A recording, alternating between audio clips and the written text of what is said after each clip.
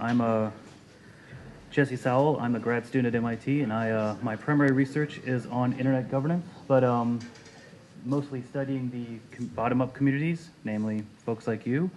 But this talk will talk about some of the idea of how top-down institutions reason about regulatory intervention and recent proposals before the ITU. So I usually preface this with, don't shoot the messenger. I'm a friendly.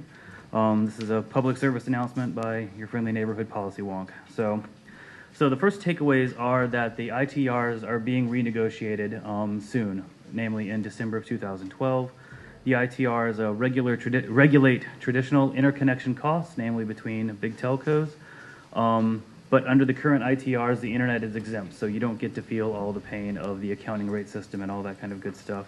The major motivation for this is that the internet is cutting into international telecom revenue streams. Read VoIP. You don't have to pay for long distance costs, and that cuts into a number of countries' funding streams that come from those tariffing measures.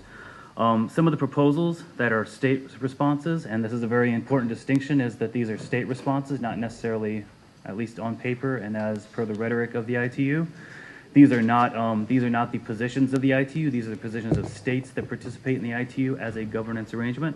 So route and origin identification, so monitoring which routes are being promulgated by who and how this can be used to identify origins, namely, as we'll see later on in the presentation, monitoring origins so you can charge the person that the data is coming from, or charge somewhere along the path to recoup some of this money that some states or some organizations believe that they are losing because of the internet. And regulation of peering arrangements. We've all probably heard about the RCEP instance. This is kind of RCEP writ large at the international level. So we are going to talk about, to some degree, the G word. I'm going to try to convince you that governance is not this evil thing. It's actually something that you're doing already, and the two major questions that I'm looking to put to the audience is, after this presentation, how do we convey positive economic outcomes of the existing internet industry to regulators? What are the modes of governance that you engage in now that you think are very effective, and how do you convey that to top-down governance officials to say, you know what, we have a working system already. You don't really need to reach in and make these changes. And how does one do this engagement? So, being an academic, I'm going to give you some bookish definitions, starting out with the point with where some definitions that are often promulgated about internet governance, and then distinguish between what and how. So the definitions are pretty, but they're not really the focus. They kind of just lay out the framework. They set the stage for what we're going to be talking about. They help frame the problem. Regulators are in the business of saying what. They have very normative motivations for saying what we should do and why it's important. In contrast, operators, such as yourselves, are in the business of how you actually make it work. You understand the implications of what some of these regulations might mean for your business, what it means for the actual functioning of the internet, things like that. So the discussion points are how to facilitate communication between operator communities and regulators. So this is the definition of internet governance as per the Working Group on Internet Governance, a body formed by the UN to kind of address this. It's a nice, interesting definition. Development and application by governments, private sector, and civil society in their respective roles. Principles, norms, rules, decision-making procedures. It seems like a nice, happy definition, but note the mention of respective roles.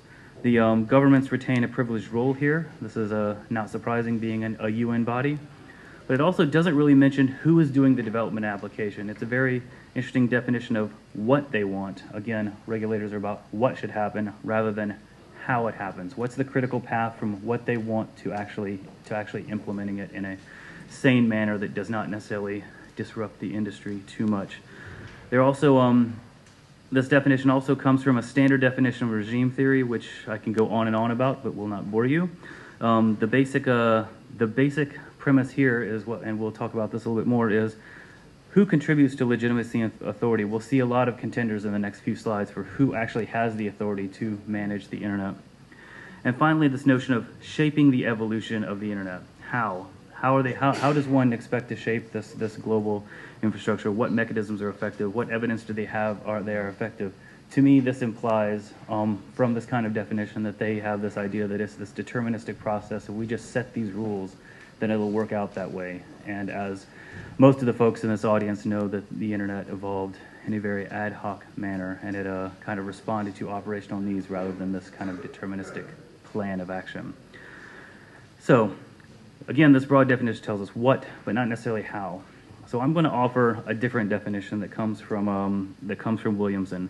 And governance is the means by which a community affects its image of order. And I think that's a very powerful definition that is about how governance works, not what it should be. So when I say means, it's interpreted as the pragmatic mechanisms a community has either implicitly or explicitly adopted. So all the norms that folks like you in this community follow about peering, follow about sharing information about pricing, sharing information about whatever it is that you share whenever you're talking to one another and saying, oh, I saw this, oh, I saw that. That's a means by which the community is affecting its image of order. You have a set of standards that you follow. And that image of order is what is it that is found that reifies these goals? What does the community value? Given this context, why have these been so effective at holding the industry and the internet together? So this also should read, because I paraphrase this also should read images of order. There are lots of communities, each of which operates more or less differently. This community operates differently than, say, Southeast Asia NOG, or the RIPE community, or NANOG. So there are there are different communities. They share some norms, they don't share others. So from my perspective, this is a much more useful definition of governance and as a way to understand how things are operating. So unpacking the means a little bit, the idea is to understand what the operator communities do. It is informal, but there are well-known norms. And there's when we talk about the potential conflict that threatens to undo the opportunities to realize mutual gains, obviously the mechanisms that are at play in these communities have identified ways to reduce conflict, to reduce transaction costs, to provide some degree of information, some degree of collaboration without necessarily having to have the heavyweight formality of state-based regulation at play. So these are very different than traditional telecom. In regards to conflict, we're going to be talking about, we're going to have a nice conversation about dispute resolution in a little bit, in particular whether dispute resolution should continue in these communities or whether there are other bodies for dispute resolution that might be interesting. So now that we've talked a little bit about governance and some of these fanciful bookish definitions, we're going to look at who governs. This is a nice big smattering of who plays in this particular space. We are here. We are more generally here in the familiar bottom-up organizations that I know a number of you have engaged with. The ITU comes from this constellation near the top, and it comprises the UN and member states. So all these states, the UN in blue, the ITU as a arm of the UN. So in this case, in contrast to where legitimacy and power comes from in these organizations, legitimacy and power is delegated by the states. This is the basis of authority in this group, and that's a very important idea to keep in mind, because whenever they think of authority, they think the only way you can be really authoritative in your actions, in the rules that you promulgate, is if you are rooted in some state-based organization.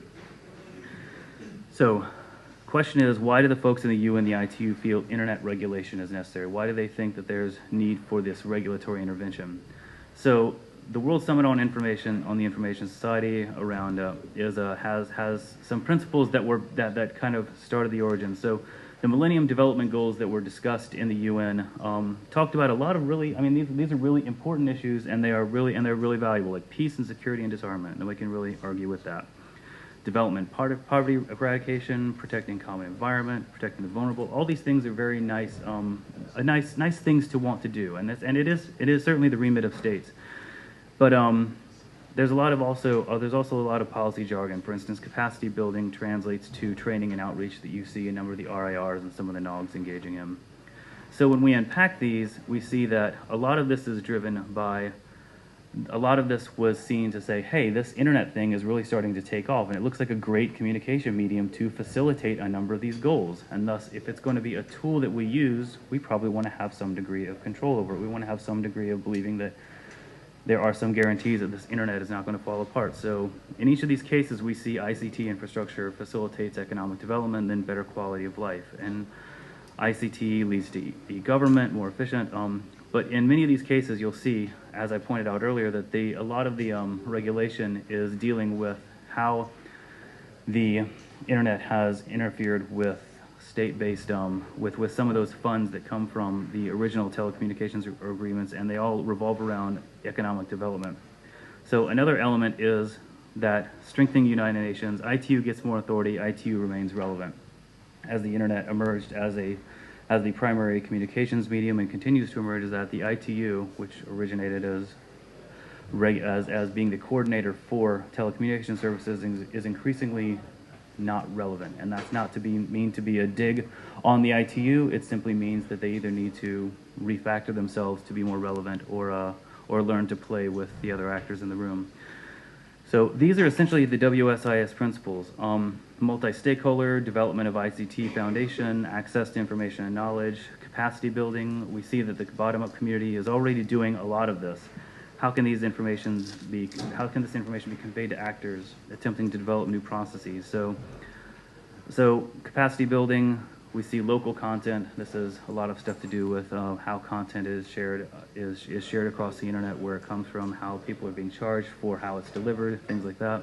Media and international and regional cooperation is a big issue in their space. And again, we see that the RIRs and some of the folks that participate in network operator groups are engaging in some of these activities. So after a bit of negotiation in the WSIS, the result was the Internet Governance Forum, the IGF. So as mandated, the governance characteristics of this organization are lightweight, decentralized structure.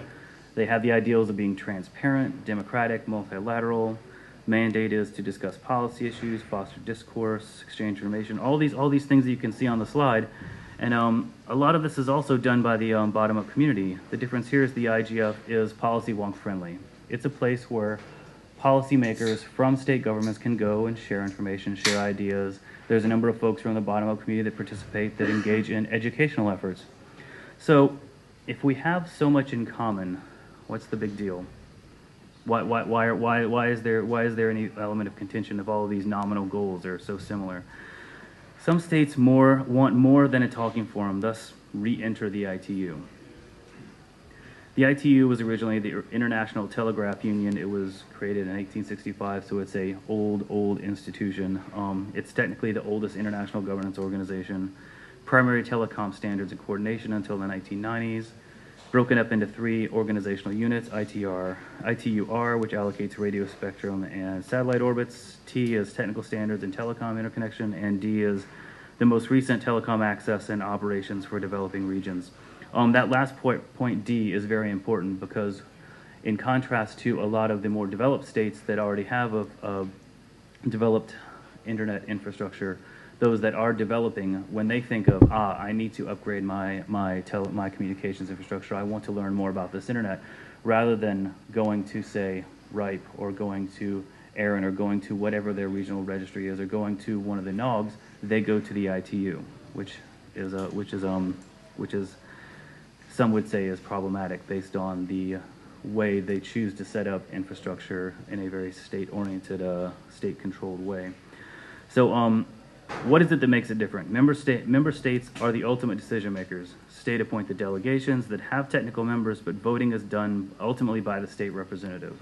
So even though some of you in this room may have actually been tapped to be on an ITU delegation, it seems very similar to things like IATF and some of the other organizations where you have technical standards developed. You have the situation where, hey, we're going to hash out some of the technical details of what's going on. We want to see if this is actually going to work, et cetera, et cetera. But at the end of the day, you're working on behalf of your state government, not necessarily the primary driving incentive being the good of the internet or the or technical efficacy of the choice. The other element is when I was first developing this presentation, I went out and found a few folks that I knew that had actually been on ITU delegations, and one of the really interesting things that they were very adamant about telling me, I was trying to pick at their brain saying, tell me how the ITU works, tell me how this delegation process works. the folks that I spoke to were all very adamant, which I found very interesting, that if you don't toe the party line, you may very well likely be sent home. So in contrast to the collaboration across state lines, across organizations, across companies, whatever your organizational boundary is that you cross to share information and to contribute to standards development, best practice development, etc. I heard multiple stories of folks that chose to go outside of their state-sanctioned little fences, and their passports were taken and they were sent home. Period. It is a much more politicized environment in the traditional sense. So finally, the ITU argues that it facilitates, and again, I don't mean to be pejorative towards the ITU, they facilitate telecom treaties such as the International Telecommunications Regulations. They do not, at the moment, have monitoring and enforcing power. So it does not have regulatory power, but according to some of the proposals by states that really support the ITU position, that may change. So in a nutshell, what do the ITRs contain? They contain the baseline definitions of what international telecommunication is, which is communication over any communication media that traditionally captured telecommunication circuits, telecom circuits, but it's increasingly a number of the proposals that we will see shortly include caveats that say, let's introduce an antidote to Article 9. Article 9 is what exempts the internet from that communication, because at the time when the ITRs were first developed in 1988, the internet was just this toy, this toy research project. So they're like, we want to leave this toy alone. We'll just make it exempt, among a few other things. So a number of these are trying to recapture the internet as something to be regulated. International routes are another issue. Traditionally, routes mean the traditional telecommunications. Some of the other issues that the ITRs are covering are operational issues such as safety of life and priority of telecommunications, which is very important. But as I stated earlier, historically it includes standards for accounting, and especially the accounting rate system, which basically means two states get together and say, hey, if you originate a call here and it terminates here, we negotiate how much that call is going to cost, and then we apportion it based on how much we think it costs to make that call in each state. And it's not necessarily 50-50. In many cases, it's the developing state pays less of that rate goes to the developing state, and more of it goes to the underdeveloped state, which is where we see the funds flow from developing to underdeveloped states, and the dependence on those funding flows. So, and some of the other operational issues are the binding of ITU recommendations. So what are the key drivers and points of contention? Sally Wentworth from the ISOC did a really great presentation on this, and I've borrowed some of her points. As I pointed out, the economic drivers are lost telecom revenue. The political drivers are asserting political control and assuring that the ITU or states have preeminence. So a key, and final, the technical is new ITU role in standards, address allocation, and others. The ITU has actually proposed that they should be a sixth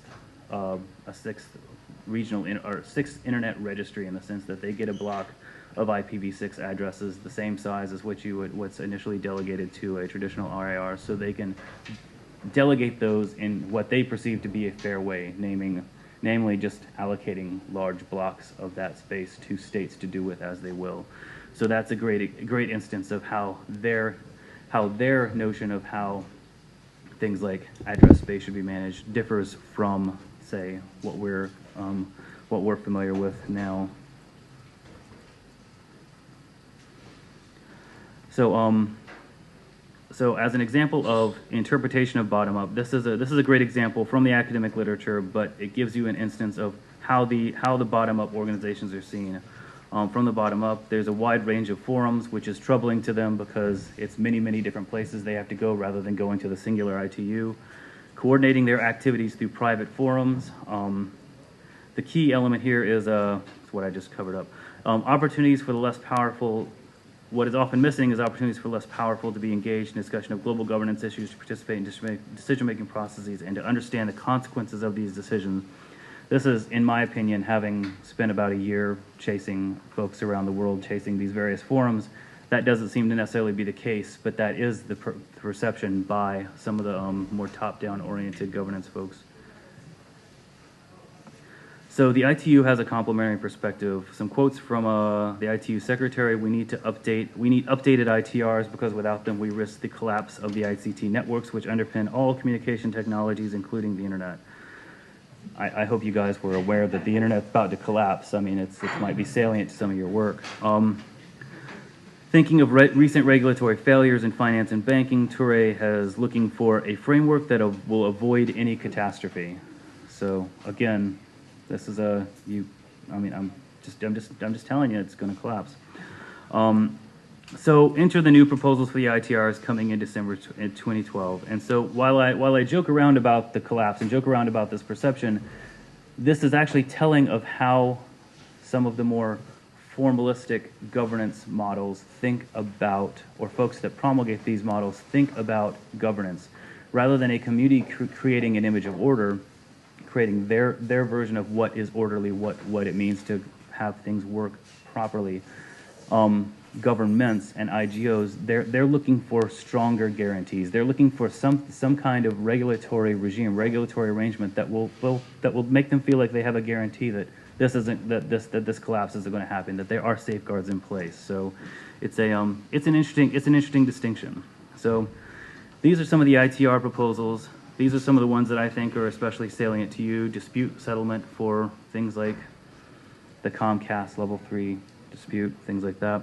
Interconnection, peering arrangements, impact of cost, misuse of numbering, name, addressing, and subscriber identification. For instance, anytime you use a proxy server under the traditional telecom notion of numbering, and that's actually an abuse of numbering, because you are altering the actual provenance information about where data is coming from and where it's landing, what the origin is and what the actual destination is. So that's interesting. Jeff Houston has actually written a nice piece on this, and I'll send you the link if you want.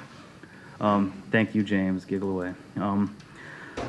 Appropriate use of billing models. That's actually the very key element of this. Is like it all boils down to where's the money flowing and who's getting it, and why am I not getting my piece. So why stop here? Let's get specific. We're going to zip through some of these since I'm running out of time. Revisiting the definitions.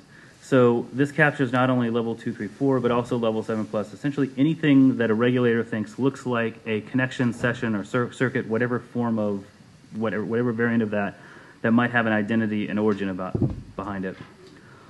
The key here is this is essentially the antidote to Article 9, means internet traffic is telecommunications traffic, and among other things, these modes of traffic are subject to termination rates. Transit rate, set by the point of transit in a third country in direct relation. I have no idea how that would work out, but it is unclear whether this rate is set by the third party or some negotiation amongst the origin or termination, but the point of this is that they want active and explicit determination of who's paying for what and who's getting paid and how they're getting paid. And termination rate, a rate set by the destination administration for terminating incoming traffic regardless of origin.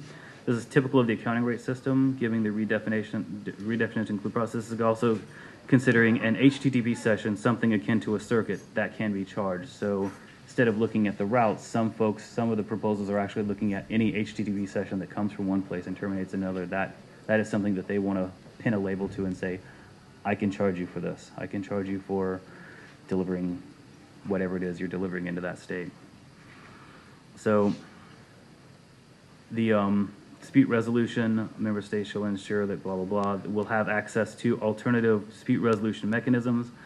This is going a few directions. This is very typical language of treaties along the lines of dispute resolution. It's actually not too crazy. The language and comments imply WTO, World Trade Organization style dispute resolution, but we always see dispute resolution mechanisms in the various domain-specific forums such as RIPEs, arbiters, and other mechanisms. So ITRs and routing, the originating Origining identification is the service by which the terminating party shall have the possibility of receiving identity information in order to identify the origin of the communication and charge you for it.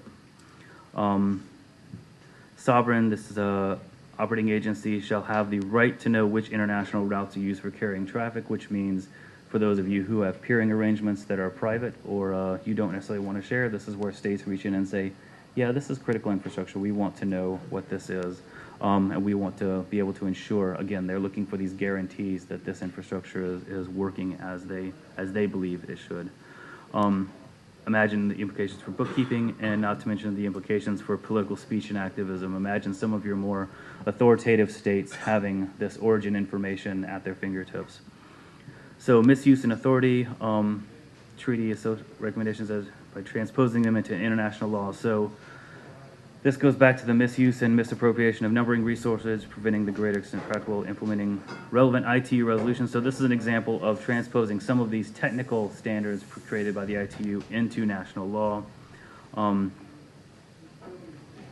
the international naming numbering only used by the assignees, only for the purposes for which they were assigned. Unassigned resources shall not be used. Unassigned resources shall not be used. That's not insane, but purposes for which they are assigned. Last time I checked, resources of this nature didn't have these precise purposes for which they're assigned. There's quite a variety of things one can use them for. Sources, spam and fraud prevention, equitable distribution of resources. A number of the issues that come into play in these discussions are the equitable distribution of resources. You would be amazed at how many people believe that because of the path-dependent nature of IPv4 address allocation, that they believe somehow IPv6 will be allocated in a similar manner. That's a very fascinating discussion that has to be rehashed over and over again amongst state regulators. So, and there are many, many more, but I won't bore you with all of them. I just wanted to select some that were kind of salient to the community and salient to the issues at hand. About 16 pages of the original ITR content has grown to about 200 pages and growing comments by states of varying inclinations. So getting back to this is the motivated regular peddling what, communities with operational capacity, and how should this feedback work. So thanks for your time and attention, and any questions and comments?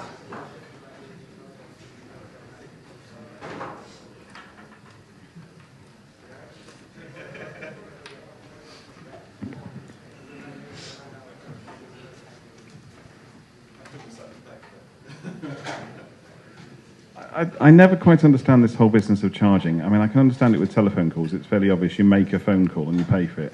But as we all know, you can make packets go either way. I can get a web page or I can send a file. If one of those ways makes me money and the other doesn't, whether I'm a company or a country, I'm just going to run that at DOS levels until I get my money. How is charging for packets or sessions possibly going to make any sense when it can be abused so immensely? Don't they realise this? I think that's a that's a great example of the information gap that occurs. I mean, that you have a lot of regulators that are familiar with and understand the accounting rate system, and they see something that looks like a circuit. It looks like a circuit, right? It operates in a similar way. Underneath the hood, it's not a circuit, as everyone in this room knows.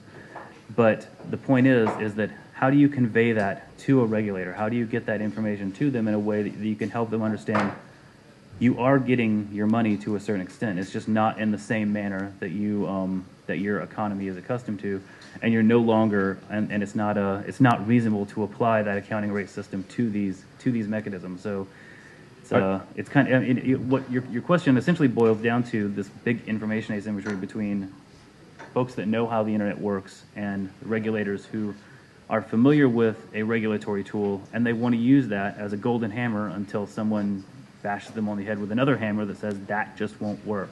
To this point, there hasn't been enough bashing that this won't work. And again, while I'm not trying to be pejorative to the ITU has not done a good job of helping them understand that, because they don't have an incentive to do that.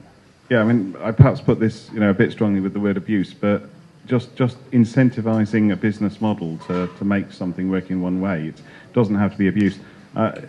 Yeah, I've got a slightly amusing story on this. We were dealing with a carrier the other day who wanted to charge us 95% off a daytime and then 95% off for evening at a rate which is the difference between our daytime peak and our evening peak. And of course, and the daytime was way lower. And we were thinking, well, that just means every packet we send during the daytime, if it is lower than the evening, saves us money. So, well, we'll send more packets during the daytime, won't we? They don't have to be real packets, or we'll encourage customers to send lots of packets. We'll change our behaviour to make a mockery of a scheme that was invented by bean counters. Everyone would do that. Anything they come up with is not going to make sense, but I think we all know that. So translating that to fun little political economy terms, what you're describing is essentially a lot of the conventional tools that one might apply are just going to result in perverse incentives that cause other folks to engage in behaviors that work around them, because most of us know you can't make a rule that captures all things. So it's a question of how do you facilitate a governance arrangement that creates an exchange between the parties that allows economic incentives, economic growth, without necessarily having to have this very blunt tool of the accounting rate system or something similar to it. I'll make this short. I was wondering if you could go back to the last slide where you got all those logos of those different institutions. Sure. I was interested by the location of ICANN in the middle of that, because ICANN seems to me as an organisation where the bottom up and the top down kind of meet face to face and end up scrapping in a big kind of pile in the middle of the room. As a regular attendee to ICANN, I can attest to that actually happening. I was interested to hear what your thoughts were on that, and whether with the new TLDs that are coming along, there is a big confrontation between the bottom up and the top down, with the bottom up saying, let the market decide, and the governmental advisory committee are kind of proxying the lobbyists' opinions on things like rights holder protections. Whether ICANN is a model, or whether there's anything to learn about the way ICANN does things, or whether ICANN's not a model and what we need to do to fix it. So, so one of the things that picking a couple of pieces from your question is like the question of whether one should, the bottom-up community, say let the market rule, or whether one should have more government or lobbyist intervention. One of the things that's very interesting about this notion of letting the market rule is that every market, there's no such thing as a pure market. Every market has some set of institutional norms that help it run more smoothly, that ensure that transactions happen in a reasonable, sane manner, and so things like ICANN have a role in reducing those transaction costs, but at the same time, anyone who's attended an ICANN meeting realizes how bureaucratic the process is, how it was created in kind of a vacuum of the former regime going away and someone saying, oh, we need to put something in place, and they introduced this bureaucratic model. So I wouldn't necessarily say ICANN is like the ideal model. I hope my ICANN friends are watching or not watching, I don't know, but I think it's a bit bureaucratic, and I think it's also ICANN as a model. It's a great example of a forum that has a very dense set of issues floating around. You've got every issue under the sun that could be attached to domains is there, and so it creates a lot of contention. It creates a lot of churn in the process, as you've probably observed. So it's a question is how do you decouple that? How do you decouple that churn? How do you bring the operational capacity back into ICANN, because there's certain arguments that operational capacity is left and it's just lobbyists and money. So that's kind of my response to the model question. Did I capture most of your question? I think so. Yeah. Thanks. Okay. One more question, and I think it's time for coffee. Jesse, to what extent, despite the specifics in what you've covered and in the draft comms bill, do you think this is, traditional governments trying to reassert governance over an area which has hitherto, to some extent, escaped them? And to what extent, have they perceived that as a challenge which needs addressing on some grounds or another? So that's a nice question, because exactly what I stare at all day. So the idea of this is a great example of government saying, you know, the internet has become this wonderful economic engine. We want to, and it goes back to this whole notion of guarantees. They want some stronger guarantees that this will continue to operate effectively, and that that it's not just going to fall apart. It's not going to be susceptible to some catastrophe or anything. But in terms of what at least I see in my research is that the bottom-up communities have because the internet kind of, for lack of better terms, it kind of snuck up on them. It went from like a toy network to a very powerful economic engine that had global reach very quickly. And by the time the, let's call it ponderous nature of state regulation kind of started to catch up and realize this, there were a number of bottom-up organizations that had already been established, been institutionalized in the colloquial sense of institutionalization, that have really established themselves as the governance bodies of these of the internet, and they're very function specific. Like the IRs are fairly function specific, so IXs are fairly function specific. So I would not. Traditional political economy will tell you that these notions of private orders are potentially competing with governments for authority, but I would argue that the two types of authority are complementary, because they're not trying to usurp traditional government power, but rather it's kind of like the notion of authoritative in the community. There are authoritative sources of information, authoritative sources of operation that can be complementary to government authority. So figuring out how to make that mix work, how to have those two different organizational modes communicate with one another, that to me is the key to making this feedback loop work. And a lot of the bottom-up organizations are already learning to engage, like RIPE's External Relations Group is a great example of that. Though, of course, the difficulty is that traditional governments aren't good at complementary governance to them. No government ever wants to hand off any of its power. It's not really in their remit. But. Okay. Just one comment I'll make before we wrap up on this. There is obviously a UK delegation to the ITU meeting, the WICID meeting, and that includes Malcolm Hutty at Links. So, you know, if you have views on this or you want to know where we're going, then I suspect that Malcolm is probably your first port of call. Although my understanding is that the UK government and the industry are reasonably sensible in terms of their position towards the ITU, but Malcolm is definitely the guy to speak to if you have any concerns about that. Okay, so thank you, Jesse.